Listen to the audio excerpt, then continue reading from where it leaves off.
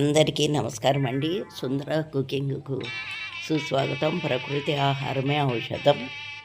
మీ అందరికీ వరలక్ష్మీదేవి వ్రతం శుభాకాంక్షలండి. వరలక్ష్మీదేవి వ్రతం రోజున వాయనదానం ఏ విధంగా ఇవ్వాలో నేను చూపిస్తున్నానండి. అయితే చీర రజ్జలు కూడా అమ్మవారికి పెట్టి మనం కంపల్సరీ కట్టుకుంటామండి. అలాగే సాధ్యమైనంతవరకు శక్తి మేరకు చీర రైతులు కూడా, అలాగే గాజులు, కొబ్బరికాయ పున్నఫలం అంటారండి, కొబ్బరికాయ, పసుపు కుంకుమ, గోరింటాకు, అలాగే 2 తమలపాకులు,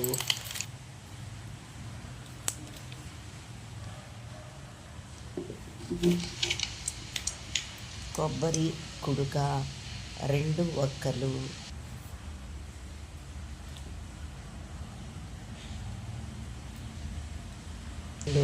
ఖర్జూరాలు,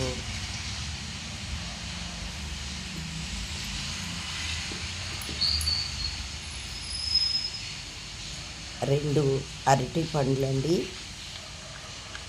ఒక సెంటు బాటిల్ పెట్టాలి. 2 అరటిపళ్ళు తప్పనిసరిగా పెట్టాలండి. తర్వాత పండ్లు మన ఇష్టము. నేను 2 జామకాయలు కూడా పెట్టాను. దక్షిణ తాంబూలము అంటాము కాబట్టి దక్షిణ లేకుండా తాంబూలం ఇవ్వకూడదు కాబట్టి కంపల్సరీ దక్షిణ పెట్టాలండి. అలాగే కంకణము అమ్మవారికి పూజ చేసిన తర్వాత ఎవరికైనా ఇవ్వాలండి. శనగలు, పుష్పాలు ఇవన్నీ ముత్తైదుకి పసుపు కుంకుమ గంధము పెట్టి, కాళ్ళకి పసుపు రాసి, పారాయణ పెట్టి ఇవన్నీ తాంబూలంగా ఇస్తాము. లేదంటే ఈ విధంగా కూడా ఇచ్చుకోవచ్చండి. అయితే ఒక రంకెల బట్ట అమ్మవారికి ఎరుపు ఇష్టమని సాధ్యమైనంత వరకు ఎరుపు పెడతామండి. అలాగే 2 తమలపాకులు, 2 ఒక్కలు, దక్షిణ తాంబూలము 11 రూపాయల, లేదంటే ₹1, 5 రూపాయల, మీ శక్తితో తినండి. 2 కొబ్బరి కుడుక, 2 ఖర్జూరాలు, అలాగే పసుపు కుంకుమ అండి,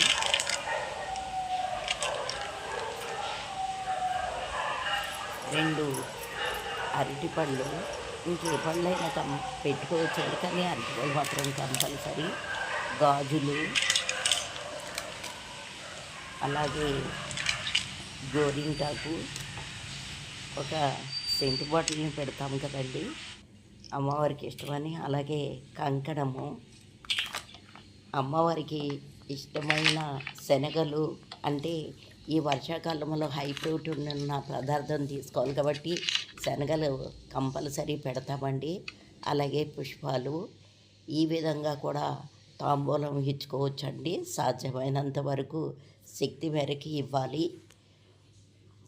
నచ్చితే లైక్ చేయండి. సర్వేజన సుఖినో భవంతు.